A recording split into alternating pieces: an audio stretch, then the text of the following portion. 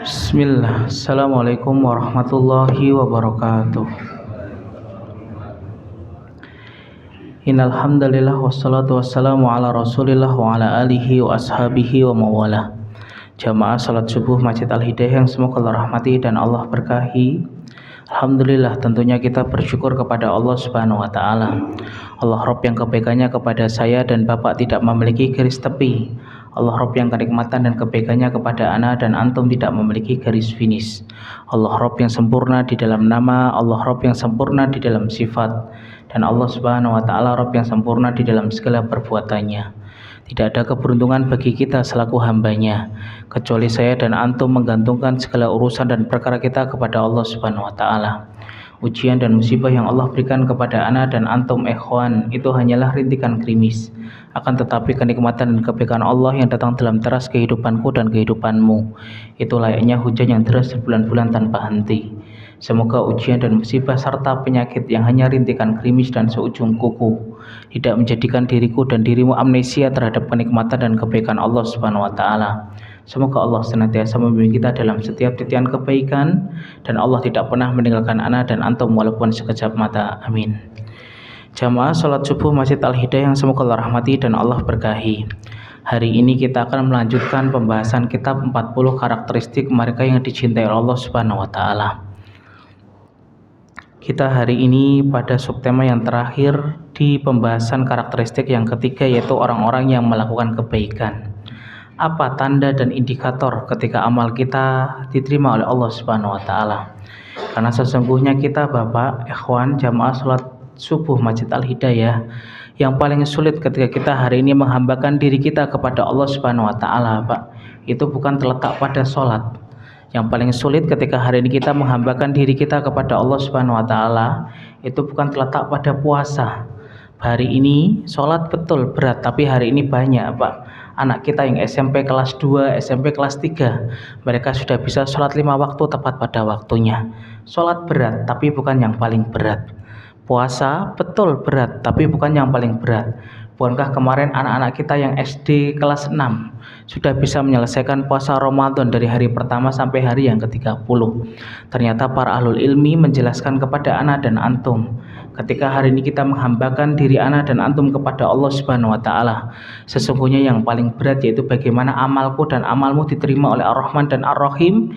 Dicatat malaikat raqib pada hari Senin dan Kamis, karena pada hari Senin dan Kamis malaikat raqib melaporkan catatan amal seorang hamba kepada Rabbnya yaitu Allah Subhanahu wa taala. Inilah yang paling sulit, karena belum ada jaminan dan garansi, Pak, amal saya dan antum diterima oleh Allah Subhanahu wa taala. Walaupun kita kemarin menjadi alumni Ramadan 1446 Hijriah. Masa Ustaz? Iya, Pak. Mana dalilnya? Karena omongan tanpa dalil hanya dongeng belaka. Kita datangkan dalil, Pak. Dalil yang pertama datang dari firman Allah Subhanahu wa taala dalam surat Al-Ghasyiyah ayat yang ketiga dan keempat. Ketika Allah Subhanahu wa taala berfirman di atas arsy-Nya, amilatun nasibah tasla naron hamiyah.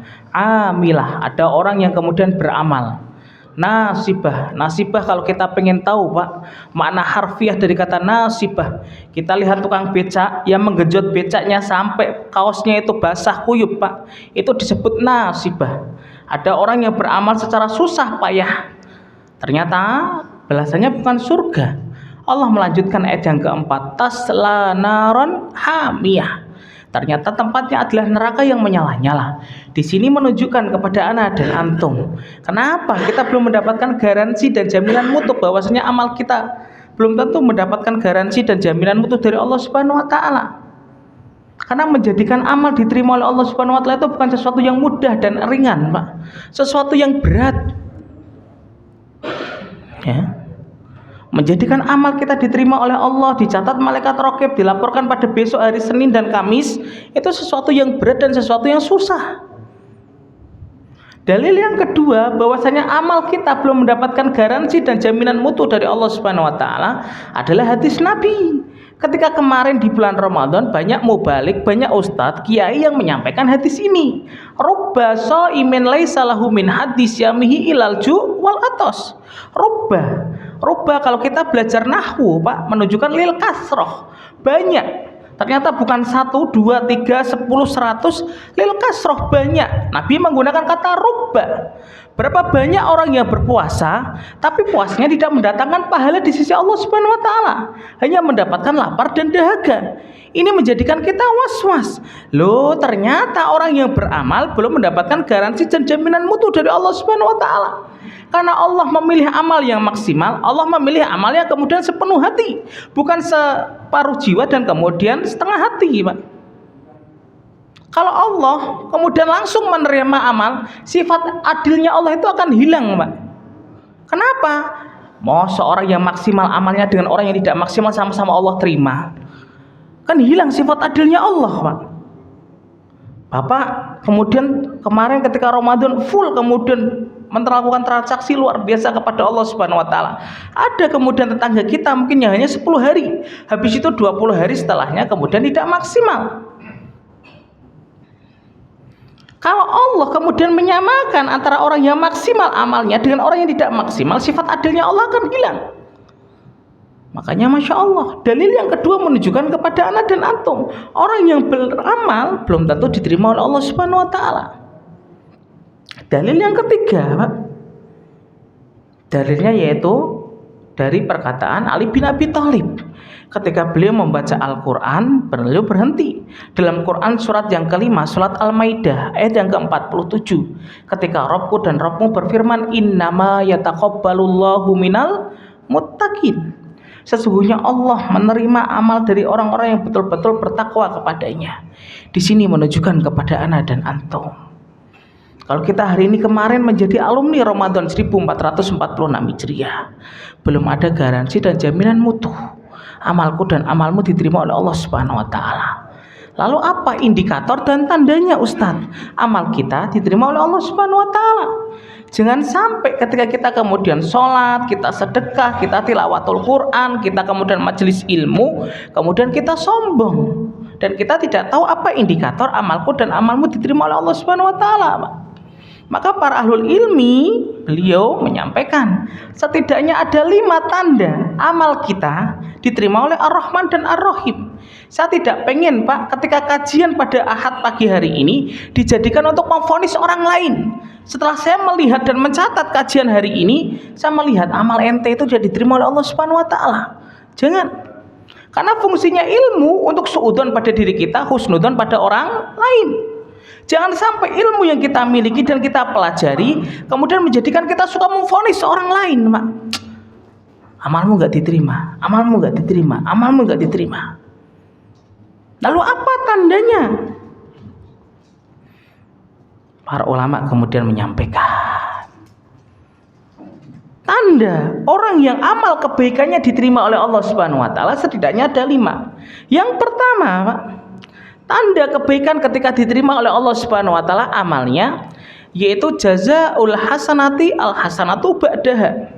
Orang yang kebaikannya diterima oleh Allah Subhanahu wa taala, maka Allah akan memudahkan pada kebaikan-kebaikan setelahnya. Orang ketika umrahnya diterima oleh Allah Subhanahu wa taala, jangan dilihat pas umrahnya, Pak. Karena atmosfernya kota Mekah dan kota Madinah itu atmosfernya ketaatan. Kita ketika terlambat, muadzin sudah mengumandangkan iqomah, kita akan terburu-buru lari tunggang langgang, Mak. Kita akan sedih ketika masbuk 1 rakaat.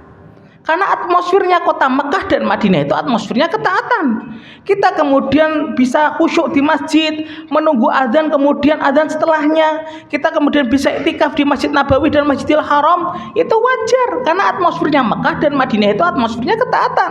Tapi kalau kita pengen melihat apakah umroh anak, umroh antum diterima oleh Ar-Rahman dan Ar-Rahim atau tidak, lihat ketika Bapak pulang kemudian ke Sumur Batu, ke Kemayoran, ketika kita pulang ke Bekasi, lihat bagaimana kemudian grafik ibadah kita. Ketika sebelum umroh dia kemudian membuka aurat, kemudian setelah umroh dia menutup aurat, sebelum umroh dia suka makan riba, kemudian setelah umroh dia kemudian menutup betul-betul pintu riba. Itu fix dan confirm umrohnya diterima oleh Allah Subhanahu wa taala. Sama. Kalau saya dan antum pengen melihat apakah Ramadan ana dan antum ketika kita menjadi alumni Ramadan 1446 Hijriah, jangan dilihat pas Ramadannya, Pak. Karena atmosfer Ramadan itu atmosfernya ketaatan. Dilihat ketika Ramadan sudah melambaikan tangannya kepada ana dan antum. Lihat di bulan Syawal. Ketika pola hidup kita kok sama dengan Ramadan. Bangun jam 3, kemudian kita bersiap-siap untuk kemudian sholat subuh. Setelah sholat subuh kemudian kita menuntut ilmu. Setelah menuntut ilmu kemudian kita sholat syuruk. Setelah sholat syuruk kemudian kita membaca Quran 1 hari 1 juz misalkan. Kemudian sholat duha. Kok pola hidup kita sama dengan Ramadan? Karena Rob yang ana dan antum sembah di bulan Ramadan sama dengan Rob yang kita sembah di bulan Syawal. Rob yang kita sembah di bulan Ramadan sama dengan Rob yang kita sembah di bulan Zulqa'dah, Zulhijjah, Muharram, Safar, tidak ada bedanya. Maka fik dan confirm Ramadannya diterima oleh Allah Subhanahu wa taala. Ya. Jangan dilihat pas kita pas Ramadannya.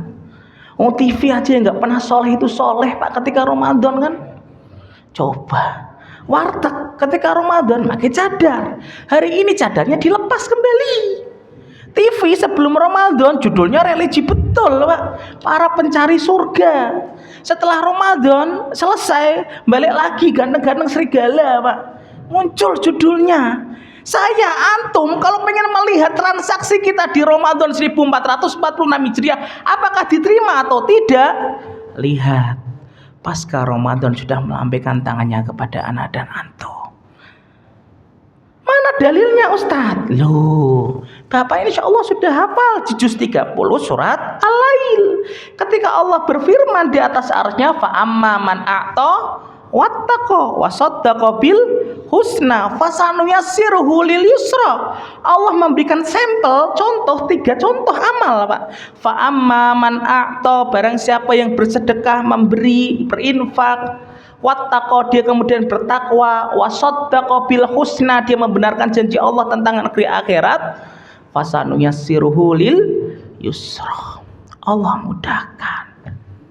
Siapapun orang yang pasca Ramadan kok menjaga pola hidupnya sebagaimana Ramadan. Karena Ramadan itu bukan waktu, Pak. Ramadan itu bukan kemudian bulan. Ramadan itu pola hidup. Siapapun orang yang pola hidupnya sebagaimana Ramadan, dia masih bisa membaca Quran walaupun 1 ayat. Dia masih bisa menjaga parade ketaatannya sholat malam walaupun hanya witir 1 rakaat, Pak.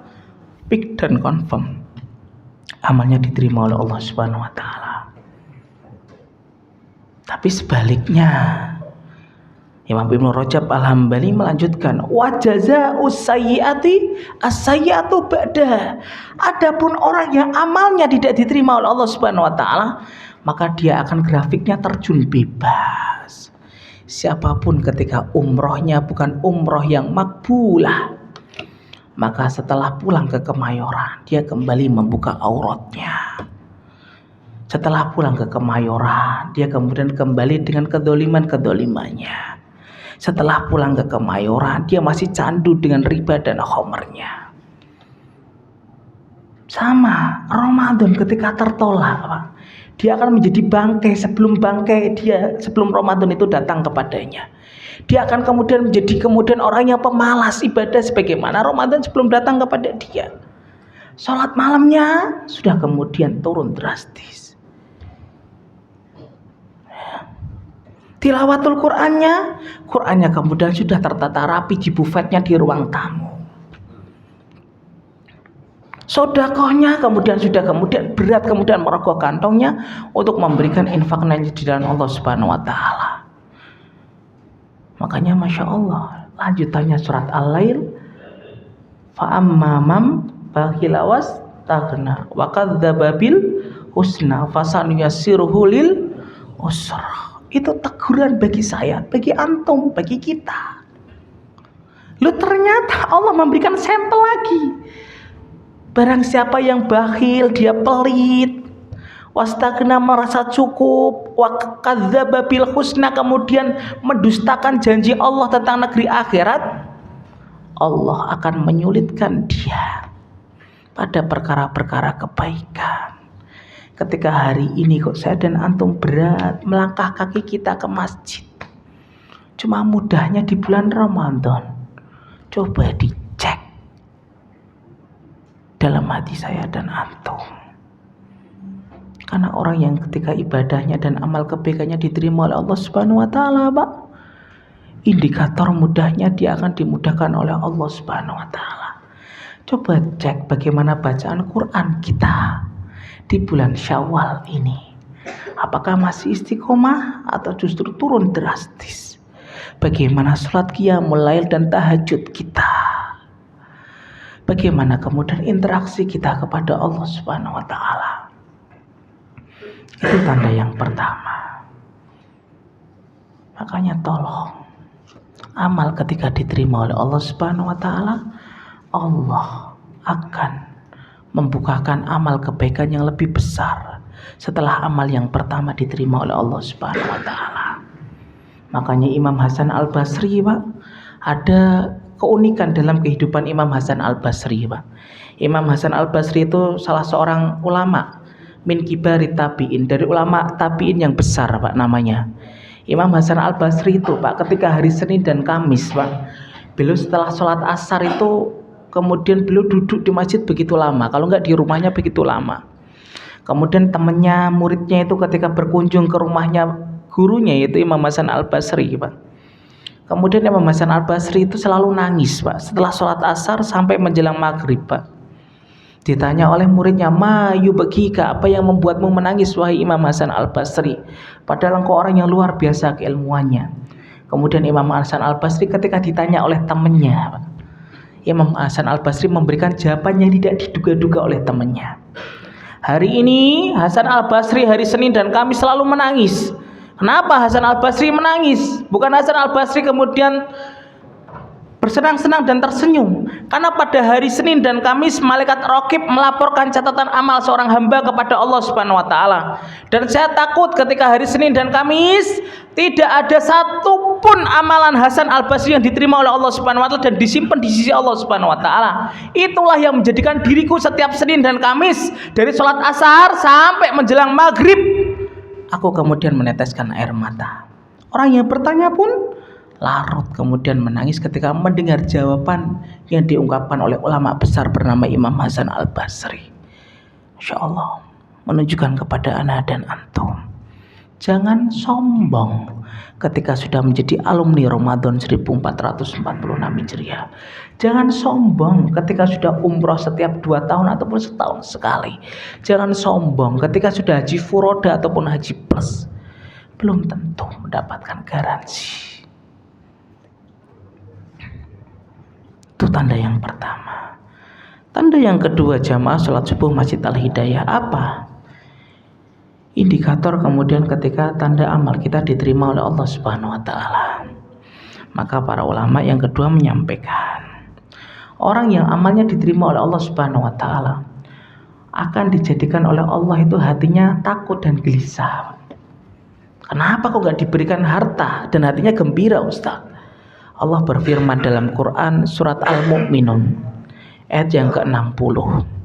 Ayat ini, Pak, ketika dibaca oleh Ibunda Aisyah radhiyallahu anha, istri Nabi yang paling encer, Pak, otaknya yang paling encer itu Ibunda Aisyah radhiyallahu anha.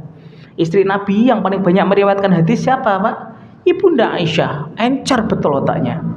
Tapi ketika membaca Quran surat Al-Mu'minun ayat yang ke-60, Ibunda Aisyah itu belum paham. Ketika Allah berfirman, walladzina yu'tuna ma ataw wa qulubuhum wajillatun annahum ila rabbihim raji'un.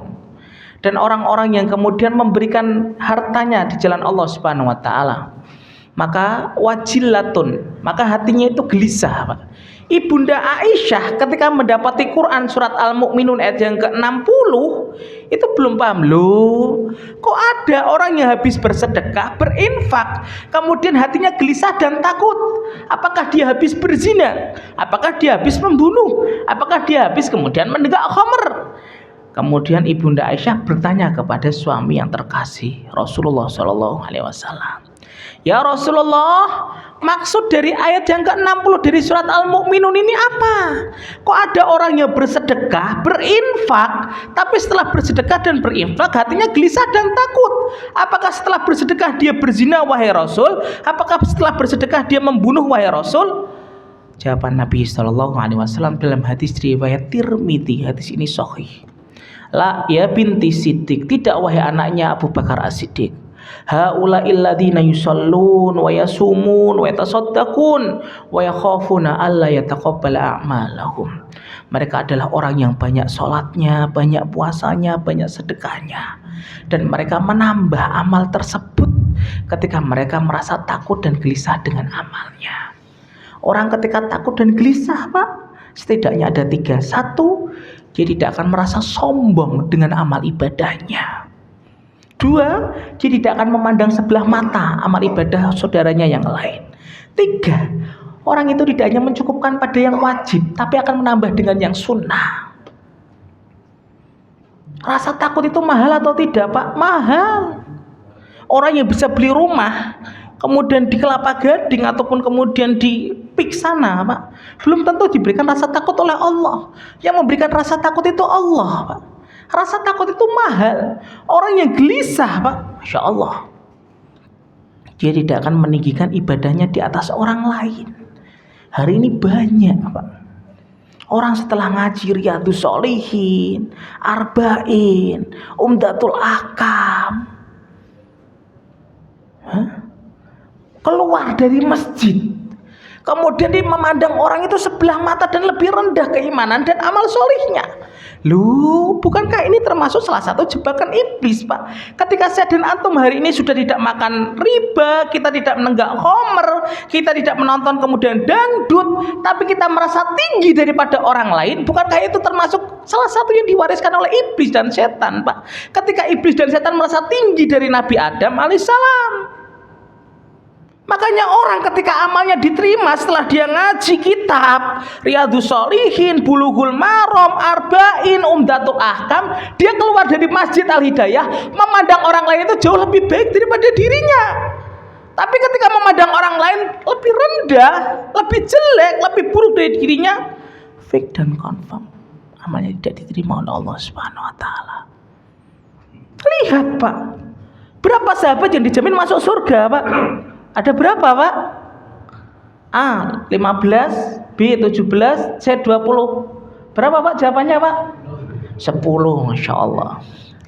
10 sahabat yang dijamin masuk surga, Pak. Antum baca dari Abu Bakar, Umar, Utsman, Ali, Tolha, Sa'ad bin Abi Waqqas, Zubair bin Awam, Abdurrahman bin Auf, Sa'id bin Zaid, dan Tolha bin Ubaidillah. Mereka semuanya tidak ada yang sombong dengan amalnya, menunjukkan kepada anak dan antum. Lu kalaulah Abu Bakar gak pernah sombong dengan amalnya dia kepada Umar, Umar gak pernah sombong dengan amalnya kepada Utsman, Utsman tidak pernah sombong amalnya dengan kemudian Ali gak pernah sombong dengan sahabat yang lain.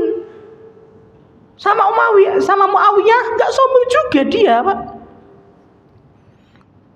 Makanya lihat, ada satu sahabat yang luar biasa, Pak, bernama Umar bin Khattab radhiyallahu anhu. Sahabat yang mendapatkan garansi dari Nabi SAW masuk surga sampai 2 kali. Umar fil jannah, Umar fil jannah, Umar di surga, Umar di surga. Umar termasuk sahabat yang besar, Pak. Makamnya di mana? Samping Rasulullah SAW. Sampai Gunung Uhud itu, Pak, ketika antum umrah kan biasanya ke Gunung Uhud kan, itu pernah bergetar, Pak. Kemudian Rasulullah itu menendang Uhud. Diam kamu Uhud, di atasmu ada Rasulullah, ada As-Siddiq, dan ada Syahidaini, 2 orang yang akan mati syahid. Siapa Rasulullah, Pak? Muhammad SAW. Siapa As-Siddiq, Pak? Abu Bakar As-Siddiq. Siapa Syahidaini, 2 orang yang syahid, Pak? Umar dan Utsman. Umar bin Khattab sahabat besar, Pak. Pernah Rasulullah SAW, Pak, ketika melihat surga, di surga Firdaus, Pak, beliau melihat ada istana terbuat dari mutiara yang begitu indah sekali. Disangkanya Nabi itu istana buat Nabi SAW. Nabi berkata kepada Jibril, untuk siapa istana ini wahai Jibril? untuk laki-laki dari umatmu wahai Nabi Shallallahu Alaihi Wasallam. Nabi ternyata salah, disangkanya buat beliau, ternyata bukan, buat laki-laki dari umatnya Nabi. Siapa wahai Jibril? Jokowi? Bukan, lagi dicari UGM. Siapa wahai Jibril? Umar bin Khattab radhiyallahu anhu. Umar bin Khattab radhiyallahu anhu. Setan ketika di gang, Pak, tahu kalau Umar mau jalan, yang mundur Umarnya atau setannya, Pak? Setannya. Kalau dokter Agus jalan ini mau ke rumah sakit Pondok Indah, Pak, setannya kemudian di gerbang tol maju, Pak. Saya goda nih orang. Beda dengan Umar. Umar ketika kemudian mau jalan ini, Pak, di perempatan situ, Pasar Serdang, setannya di perempatan, mundur setannya, Pak. Tapi lihat dalam kitab Sifatus Shofah, Imam Ibnul Jauzi, Pak, menerangkan bagaimana fisiknya Umar. Makanya jangan mudah, Pak, membandingkan orang itu dengan Umar, Pak. Umar itu luar biasa, Pak. Umar itu orangnya tinggi gede, Pak. Rambutnya itu ikal, Pak. Kulitnya itu nggak terlalu putih juga nggak terlalu hitam banget, Pak. Tapi ada yang menarik, kata Imam Ibnul Jauzi dalam kitabnya Sifatus Shofah. Di bawah kelopak matanya Umar ini, Pak, ada garis hitam, Pak, sampai ke dagunya. Kenapa Ustaz jerawat batu? Bukan, Pak. Itu antum yang jerawat batu, Pak. Karena sinar matahari di padang pasir, Ustaz, bukan. Imam Ibnul Jauzi kemudian mengatakan likasratil buka min khosyatillah, karena banyaknya tangisan Umar bin Khattab ketika sudah dijamin masuk surga oleh Allah dan Rasul Shallallahu Alaihi Wasallam setiap malam. Saya membayangkan, Pak, berapa kuantitas air matanya dan seberapa kualitas air matanya sampai membuat garis hitam dari bawah kelopak matanya sampai ke dagunya. Saya antum nggak ada, Pak. Yang ada saya kasih 10 juta, Pak. Nggak ada, beliau Pak Haji nggak ada. Pak Agus putih, Pak. Nggak ada. Garis hitam dari bawah kelopak matanya, Pak, sampai ke dagunya, Pak. Bayangkan. Saya mau nggak percaya yang oleh si Imam Ibnul Jauzi, Pak, ulama sholih, Pak, di kitab. Bayangkan berapa banyak kuantitas dan kualitas air mata Umar bin Khattab ketika dijamin masuk surga, justru bukan petatang petenteng. Mungkin kalau kita jamaah Masjid Al-Hidayah ketika dijamin masuk surga, Pak, ditanya, "Loh, antum kok gak ngaji?" Saya kan penduduk surga. Cuti mungkin kita, Pak, sudah gak ngaji lagi, Pak. Ayo Jumatan. Ngapain Jumatan? Saya kan udah dijamin masuk penduduk surga. 10 sahabat yang dijamin masuk surga tidak pernah menyombongkan amalnya di hadapan orang lain. Ali, Pak, ketika ada perselisihan dengan siapa, Pak? Muawiyah. Lihat antum, baca, Pak. Ali itu tidak pernah menyombongkan kedudukannya. Ali menantunya siapa, Pak? Rasulullah Shallallahu Alaihi Wasallam.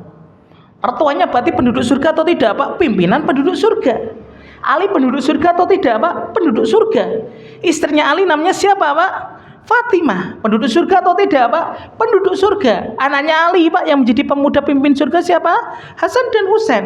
Tapi ketika ada masalah dengan Muawiyah, Ali gak mengatakan, "Loh, aneh kan menantu Rasulullah, penduduk surga, anak saya juga penduduk surga, istri saya penduduk surga, ente ngapain Muawiyah?" Tidak ada dalam kitab ulama menyampaikan seperti itu. Menunjukkan orang yang amal ketaatan, kebaikan, amal solihnya diterima oleh Allah semakin merunduk, semakin merunduk, semakin merunduk. Ditanya sama istrinya, "Bi, gimana Ramadanmu kemarin?" "Saya nggak pede, Mi." Orang ketika nggak pede dengan Ramadannya, dia tidak hanya mencukupkan dengan puasa yang wajib, Pak. Dia akan menambah dengan puasa yang sunnah. Dia akan puasa Syawal selama 6 hari. Dia akan puasa Ayyamul Bid tanggal 13, 14, 15. Dia akan puasa Senin dan Kamis.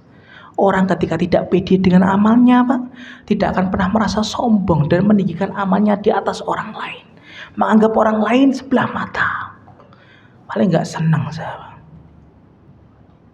Orang ketika tidak pede dengan amalnya, Pak, dia kemudian akan merunduk layaknya padi. Menunjukkan kepada anak dan antum, orang yang amalnya diterima justru bukan petantang petenteng. Justru ketika ditanya, "Gimana amalmu?" "Saya nggak pede dengan Ramadan saya." Banyak kemudian waktu yang terbuang ketika Ramadan kemarin. Banyak sholat tarawih yang tidak khusyuk. Malah sholat tarawih saya kemudian ingatnya kemudian mudik pulang kampung. Gimana itikafnya? Itikaf malah saya kemudian sibuk dengan saham dan bisnis saya. Orang ketika kemudian tidak pede dengan amalnya, dia kemudian akan menambah dengan ibadah-ibadah sunnah yang lain. Itu yang kedua. Orang ketika amalnya diterima oleh Allah, Allah akan memberikan rasa takut dan gelisah. Takut dan gelisah itu positif, Pak, dalam beberapa hal. Orang ketika takut macet, Pak, apa yang akan dilakukan? Berangkatnya jalannya lebih pagi, awal. Orang ketika takut terkena sinar matahari, apa yang dilakukan, Pak? Menutup kemudian badannya dan tubuhnya. Rasa takut itu mahal dan tidak ada harganya. Yang memberikan itu hanya Allah Subhanahu wa taala. Orang ketika takut dan gelisah, dia akan bangun malam. Orang ketika takut dan gelisah, dia akan taat pada kebaikan dan amal soleh yang Allah perintahkan dan Rasul perintahkan. Orang ketika takut dan gelisah, dia tidak akan songong di hadapan orang lain. Itu yang kedua. Yang ketiga, apa tanda kebaikan, amal soleh, amal ketaatan kita diterima oleh Allah Subhanahu wa taala? Allah akan mengijabah, mengabulkan permintaan-permintaan akhirat kita. Kok enggak permintaan dunia, Ustaz? Dunia itu bagi Allah itu sesuatu yang ringan dan kecil, Pak. Permintaan akhirat yang akan dikabulkan. Mana dalilnya, Ustaz? Baca dalam hadis riwayat Bukhari, Pak. Ketika ada 3 pemuda yang kemudian di dalam gua kemudian tertutupi batu yang begitu gede, Pak. Kemudian salah satu dari mereka berkata, coba kita berwasilah dengan amal solih terbaik kita. Semoga Allah Subhanahu wa taala membukakan dan menggeser batu ini. Dari kamu yang paling ujung berkata, saya memiliki amal solih ya Allah. Dulu ketika saya kemudian memberikan hutang kepada seorang wanita, kemudian saya berikan hutang kepada dia ketika dia minjem duit kepada saya ya Allah. Kemudian ketika jatuh tempo dia tidak bisa membayar hutangnya. Kemudian saya meminta agar dia melayani saya dan kemudian berzina dengan saya. Ketika tidak ada mata manusia yang melihat ya Allah, kita berada pada satu kamar, hanya 2 orang, dia dengan saya. Maka ketika saya sudah melepas baju saya, dia kemudian berkata, apakah kamu tidak takut dengan Allah? Kemudian saya meninggalkan dia. Kalau engkau terima ya Allah amal sholih dan amal ketaatan ini ya Allah, geserkan batu ini. Geser atau tidak, Pak? Geser. Pemuda yang kedua yang di tengah, coba kamu berwasilah. Ya Allah, saya ini pencari ranting dan kayu ya Allah. Ketika saya mencari ranting dan kayu di hutan, saking asiknya ya Allah, pernah saya kemudian telat memberikan air susu kepada ibu saya dan bapak saya ya Allah. Ketika saya datang terlalu malam ke rumah, ibu dan bapak saya dapati sedang tidur ya Allah. Kemudian saya memeraskan susu kambing ya Allah, dari kambing yang saya miliki. Kemudian saya menggenggam susu ini ya Allah dan tidak membangunkan ibu dan bapakku ya Allah. Sampai anakku nangis dan berteriak pengen meminta susu ini. Kalau engkau terima ya Allah amal kebaikanku ya Allah, geserkan batu ini. Geser. Yang terakhir, apa amal ketaatan dan amal solehnya? Ya Allah, dulu saya pengembala kambing dan pernah dititipi oleh orang yang kaya ya Allah. Ketika dia mengamanaiku seekor kambing, kemudian saya rawat, kemudian beranak sampai dia kemudian setelah pulang dari kota beberapa bulan balik melihat kambingnya, saya pun memberikan seluruh kambing yang ia miliki hampir 1 lembah ini. Kalau engkau menerima amal kebaikanku ya Allah, geserkan dan bukakan gua ini dari batu yang besar. Geser. Orang yang ketaatan dan kebaikannya diterima oleh Allah, Allah akan memberikan dan mengijabah permintaan-permintaan akhirat kita. Berapa banyak kita melihat, Pak, orang yang bapaknya tidak hafal juz 30, anaknya bisa hafal 30 juz. Berapa banyak di antara kita, Pak, bapaknya mungkin baca Quran, masih kemudian belepotan dan tidak paham tentang hukum nun sukun atau tanwin. Anaknya bisa kemudian mendapatkan sanad Quran. Berapa banyak di antara kita, Pak, melihat bapaknya mungkin hanya lulusan SD dan SMP, anaknya bisa kuliah di luar negeri sampai S1 dan S2. Bukankah itu permintaan akhirat yang Allah kabulkan. Berapa banyak di antara kita, Pak, dulu ketika masa muda kita kemudian malas, gak tahu rukun sholat, gak tahu syarat sholat, gak tahu pembatal-pembatal sholat, gak tahu makruh-makruh sholat, gak tahu bacaan-bacaan sholat dari takbiratul ihram sampai salam. Hari ini Allah memberikan anak kepada antum. Anak itu tahu rukun sholat, syarat sholat, pembatal sholat, makruh sholat, sunnah-sunnah sholat, dan bacaan sholat dari takbiratul ihram sampai salam.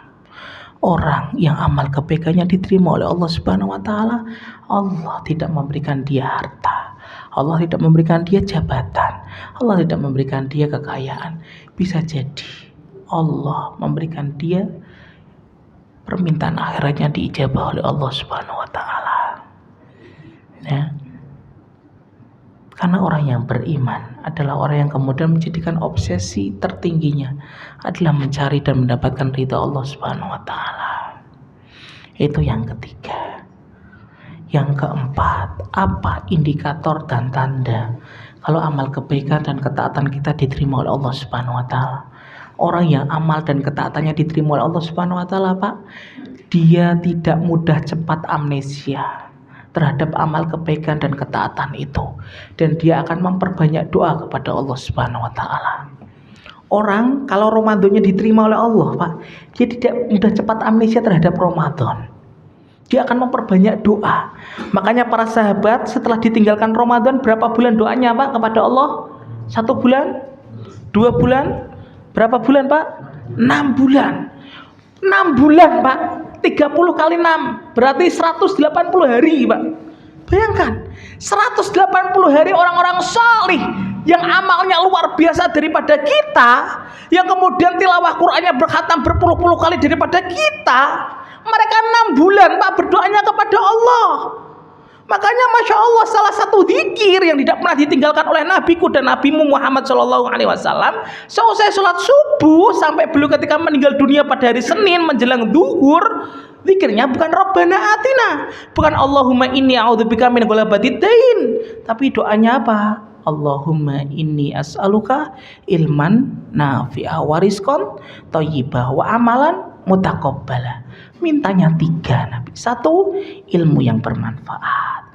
2, rizki yang halal dan yang baik. 3, amalnya diterima oleh Allah Subhanahu wa taala. Makanya Nabi Ibrahim, Pak, setelah membangun rumahnya Allah, Ka'bah, apa yang dilakukan oleh Nabi Ibrahim, Pak? Santai-santai di makam Ibrahim? Tidak. Ngambil minum air zam-zam, Pak, kemudian sampai gelegean? Tidak, Pak. Apa yang dilakukan oleh Nabi Ibrahim sampai Allah abadikan doanya di surat Al-Baqarah, Pak? Apa yang dilakukan? Nabi Ibrahim kemudian mengangkat tangannya. Rabbana taqabbal minna innaka antas samiul alim. Ya Allah, terima persembahan dari kami, ya Allah, ketika kami membangun rumahmu, ya Allah, karena Engkau adalah Rabb yang maha mendengar dan Rabb yang maha mengetahui. Ibrahim berdoa, Rasul berdoa, orang soleh sebelum anak dan antum dari generasi sahabat 6 bulan, Pak, 180 hari, Pak. Loh, kok ada orang kemudian habis Ramadan petenteng gitu. Kemarin saya Ustadz hatam berapa, Pak? 10 kali. Belum tentu ada jaminan dengan garansi mutu, dia kemudian lupa. Kenapa harus berdoa, Ustadz? Loh, doa itu, Pak, merubah sesuatu yang tidak berkualitas menjadi berkualitas. Doa itu merubah yang aslinya pengen ditolak oleh Allah, karena kita terus mengemis, mengetuk pintu langitnya Allah. Allah kemudian menerima amal kita. Doa itu, Pak, merubah yang tidak kemudian aslinya diijabah oleh Allah menjadi diijabah oleh Allah Subhanahu wa taala. Makanya ketika di bulan Syawal, Zulqa'dah, Zulhijjah, perbanyak doa. Rabbana taqabbal minna, ya Allah, terima transaksi kami, ya Allah, kemarin di Ramadan dari hari pertama sampai hari yang ke-30. Itu yang keempat. Amal ketika diterima oleh Allah Subhanahu wa taala, orang yang amalnya diterima oleh Allah Subhanahu wa taala tidak dijadikan cepat lupa dan amnesia terhadap amalnya, tapi terus ingat dan terus berdoa kepada Allah. Yang kelima, yang terakhir, apa yang Allah berikan kepada orang yang amalnya diterima oleh Allah Subhanahu wa taala? Dan inilah puncak amal ketika diterima oleh Allah Subhanahu wa taala. Allah akan memberikan penutup yang terbaik terhadap orang yang amalnya diterima oleh Allah Subhanahu wa taala. Mana dalilnya Ustaz? Dalilnya dalam hadis riwayat Imam An-Nasa'i. Ketika nabiku dan nabimu bersabda dalam hadis yang sahih, "Innallaha idza ahabba 'abdan 'asalahu." Qalu wa ma 'asalahu ya Rasulullah? Qala yuwaffiqu lahu 'amalan shalihan baina yadi ajalihi hatta yarda anhu jiranuhu wa man haulahu. Allah ketika mencintai seorang hamba, Pak, Allah memberikan pemanis. Para sahabat ketika mendengar kata asalahu, asalahu itu berasal dari kata asal, Pak. Asal itu madu. Asalun madu. Maksudnya pemanis itu apa wahai Rasulullah? Wa ma asalahu. Rasulullah menjelaskan. Ini garis ajal, Pak. Ini hamba yang Allah cintai. Ketika sebelum menginjak garis ajal, Allah memberikan pemanis, Pak. Sebagaimana amal yang dia selalu lazimi selama hidupnya. Dia sebelum menginjak garis ajal, yang sebelumnya enggak umroh, Pak, dia Allah jadikan umroh. Ketika tawaf, sa'i, tahallul, nginjak garis ajal, wafat dalam keadaan tahallul. Yang sebelumnya enggak haji, Pak, dia dijadikan Allah haji. Wukuf di Arafah, nginjak garis ajal, meninggal saat wukuf. Yang sebelumnya enggak baca Quran, Pak, baca Quran. Biasanya kamu melazimi 1 hari 1 juz. Dia baca Quran. Injak garis ajal, wafat dalam keadaan baca Quran. Yang sebelumnya enggak tahajud, Pak, malam hari nonton Liga Champions antara Real Madrid sama apa kemarin yang kalah Real Madrid, Pak. Nah, dia jadikan kemudian baca Quran. Injak garis ajal, meninggal dalam keadaan baca Quran dan tahajud. Itulah pemanis. Kenapa pemanis? Akan dikenang oleh orang yang masih hidup. Masya Allah ya, penutupnya Pak Haji itu luar biasa. Dan orang ketika sudah diwafatkan dalam keadaan husnul khotimah, tidak terbantahkan lagi bahwasanya dia orang yang sholih. Karena Allah menilai amal tergantung penutupnya. Dan penutup kita itu apa? Tergantung kita. Kalau orang yang sukanya ngerokok, bisa jadi 99,9% meninggalnya saat rokok. Usah gak nyindir, Pak. Tapi yang mana duit dibuat rokok mending buat nyokolahkan anak antum, Pak. Orang kalau sukanya kemudian menuntut ilmu 99,9% meninggalnya ketika menuntut ilmu. Orang yang ketika sukanya baca Quran, Pak, 99,9% meninggalnya membaca Quran. Contohnya siapa? Utsman bin Affan radhiyallahu anhu. Utsman bin Affan, Pak, bacaan Qurannya itu lebih fasih daripada obrolan dan khutbahnya, Pak. Utsman bin Affan itu ketika khutbah, Pak, mungkin 5 menit 7 menit, Pak. Itu favorit kalau di Indonesia, Pak. Khutbah Jumat mungkin 7 menit, Pak. Ya, karena khutbahnya Utsman tidak sefasih bacaan Qurannya. Hartanya Utsman lebih fasih lagi. Tapi lihat, Utsman bin Affan, Pak, ketika meninggal dunia, di saat apa, Pak? Membaca Quran. Sampai kemudian istrinya teriak ketika Utsman bin Affan dibunuh, "Ya Rabb, apakah engkau membunuh orang yang pernah menghatamkan Quran dalam 1 rakaat itu 1 kali khatam?" Baca itu, Pak. Utsman bin Affan pernah menghatamkan Quran, Pak. Al-Fatihah, Al-Baqarah, Al-Imran, An-Nisa, Al-Maidah, Al-An'am, Al-A'raf, Al-Anfal, At-Taubah, Yunus, Hud, Yusuf, Ra'd, Ibrahim sampai Qul a'udzu birabbil falaq dan Qul a'udzu birabbin nas di 1 rakaat, Pak. Bisa bayangkan bagaimana khusyuk dan nikmatnya Utsman bin Affan, Pak. Wah, antum dibacakan surat Hud sama Ustaz Matahari aja udah sendawa yang belakang. Wah, suwi meneh. Dalam hati kan gitu, Pak. Utsman bin Affan itu 1 rakaat 1 kali khatam, Pak. Oh, kita kemudian terawih aja 11 sudah yang pinggir pijeti Kang, sampai Kang. Ini 1 rakaat, Pak. Bagaimana nikmat dan khusyuknya salatnya, Pak. Meninggalnya persis amal kebaikan yang diterima oleh Allah, disimpan di sisi Allah. Allah memerintahkan, matikan dia, wafatkan dia dalam keadaan baca Quran. Meninggalnya ketika membaca Quran. Sebagai penutup, man asya ala syai'in mata alai. Barang siapa yang membiasakan amal kebaikan selama hidupnya, 99% dia akan wafat dalam keadaan seperti itu. Ada yang kemudian gemar sedekah, semoga meninggalnya dalam keadaan sedekah.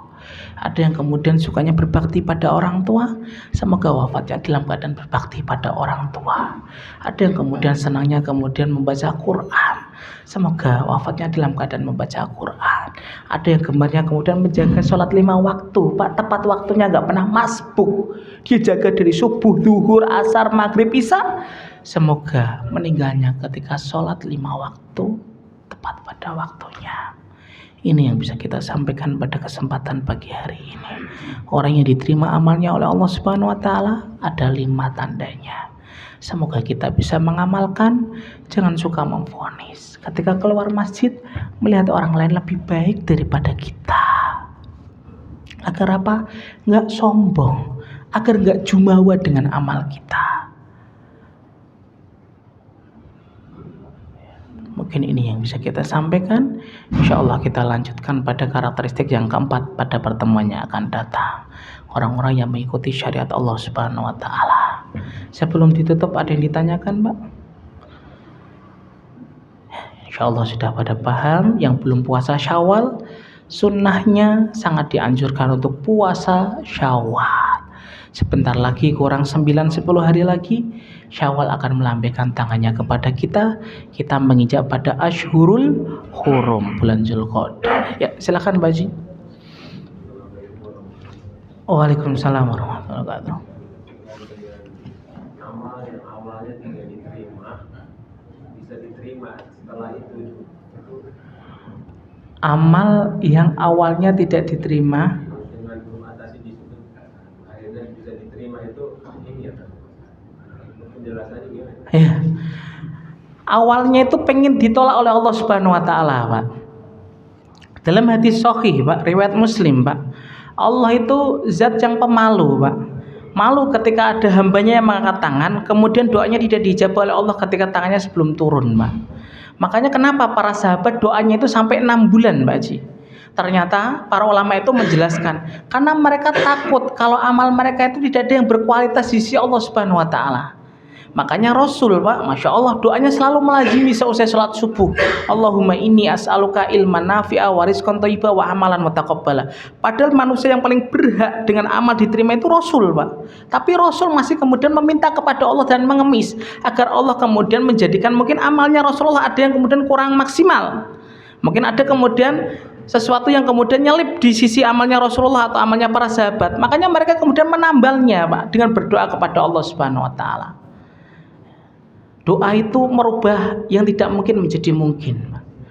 Aslinya mungkin Ramadan kita 10 hari terakhirnya akan diterima oleh Allah Subhanahu wa taala. Tapi karena Allah kemudian Masya Allah begitu rahman dan rahimnya kepada kita, memberikan rahmatnya, ketika kita sering berdoa bisa jadi amal yang aslinya pengen ditolak oleh Allah, nggak diterima oleh Allah, nggak berkualitas di sisi Allah, menjadi berkualitas karena kita suka mengemis dan mengetuk pintu langitnya Allah Subhanahu wa taala. Contoh, Pak Haji, saya pertama ke rumah antum, saya ketuk 1 kali, bisa jadi antum nggak dengar, masih di belakang. Saya ketuk 2 kali, bisa jadi antum masih di toilet. Saya ketuk 3 kali, dengar siapa yang ngedok? Oh antum, Ustaz, silakan. Assalamualaikum, waalaikumsalam, silakan duduk. Sama, bisa jadi kenapa para sahabat itu sampai 6 bulan, kok bukan 5, 10, 15, 20 hari, Ustaz? Padahal amal sahabat itu luar biasa ketika Ramadan. Menunjukkan kepada anak dan antum, para sahabat menunjukkan kepada kita, ngemislah kepada Allah, karena sesungguhnya orang yang ngemis di hadapan Allah itu paling senang, Pak. Ya. Jadi amal itu yang sebelumnya nggak berkualitas, Pak, pengen ditolak oleh Allah, untuk menambal tidak berkualitasnya kita, ditambal dengan doa itu. Wallahu a'lam bishawab. Ada lagi, Pak? Cukup? Ya, silakan. Mana yang lebih utama, khauf apa roja? Khauf apa roja? Kalau saya mending menggabungkan, Pak. Kalau kita kemudian masih muda gini, Pak, maka yang kita tanamkan dalam diri kita apa, Pak? Khauf. Anak-anak muda ini khauf yang ditanamkan oleh dalam diri kita, takut kalau kita mati muda, matinya dalam keadaan maksiat. Tapi kalau sudah sepuh, kepala 4 lebih, kepala 5, Pak, apa yang ditanamkan dalam diri kita? Roja. Maghfirahnya Allah itu masih kita harapkan dan masih ada sebelum malaikat maut itu datang dan kita menghadapi nazak dan sakaratul maut. Kalau ditanya mana utama khauf dan roja, tinggal dilihat kita, Pak. Kalau saya, Bapak, yang masih kepala 4 di bawah, belum terdengar lonceng kematian yang pertama, Pak, khauf yang paling utama. Kenapa? Ngerem, Pak, syahwat kita. Anak muda kalau nggak khauf, Pak, judi online akan dijabanin, Pak. Kemudian zina akan kemudian didatangin, homer akan ditenggak, Pak. Khauf kalau masih muda. Tapi kalau udah usia kepala 4, roja. Dosa saya banyak, Ustadz. Berharap kepada Allah, sebanyak apapun dosa yang engkau miliki, yang antum miliki, Bapak, selama antum bertobat kepada Allah dengan taubatan nasuha, insya Allah diterima oleh Allah Subhanahu wa Ta'ala. Wallahu a'lam bishawab. Cukup, Pak? Ya. Mungkin hanya ini yang bisa kita sampaikan. Sudah syuruk, kita tutup dengan membaca doa kafaratul majlis. Subhanakallahumma wa bihamdika asyhadu an la ilaha illa anta astaghfiruka wa atubu ilaik. Rabbana taqabbal minna innaka antas samiul alim wa tub alaina innaka antat tawwabur rahim. Akhiru da'wana alhamdulillahirabbil alamin. Assalamualaikum warahmatullahi wabarakatuh.